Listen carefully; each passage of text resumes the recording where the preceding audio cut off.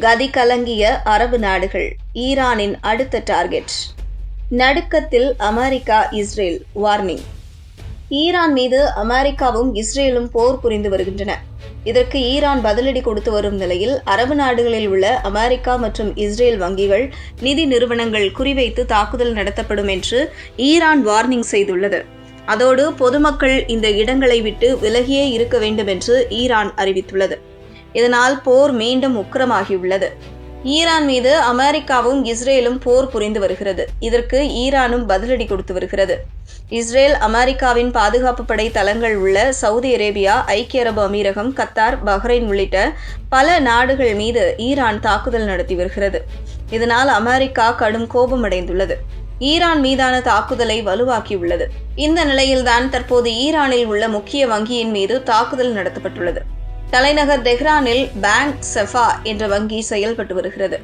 இந்த வங்கி அந்த நாட்டின் பொதுத்துறை வங்கியாகும். மேலும் ஈரானின் இராணுவத்துடன் நெருக்கமாக செயல்பட்டு வருகிறது.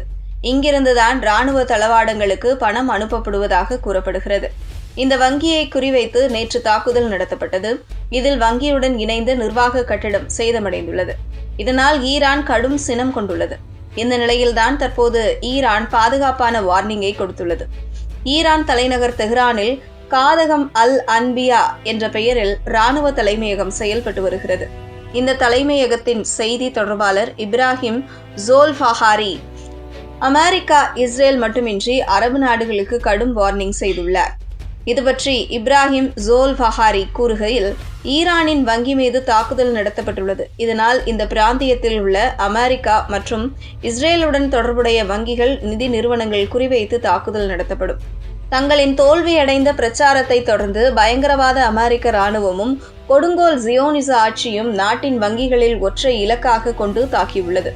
இது சட்டவிரோதமானது. அது மட்டுமின்றி வழக்கத்துக்கு மாறானது. இதனால் இந்த பிராந்தியத்தில் அமெரிக்கா, இஸ்ரேலுடன் தொடர்புடைய வங்கிகள், நிதி நிறுவனங்களின் மீது தாக்குதல் நடத்தப்படும். இதனால் பொதுமக்கள் வங்கிகள் மற்றும் நிதி நிறுவனங்களிடமிருந்து 1000 மீட்டர் தொலைவிலேயே இருக்க வேண்டும் என்று கூறியுள்ளார்.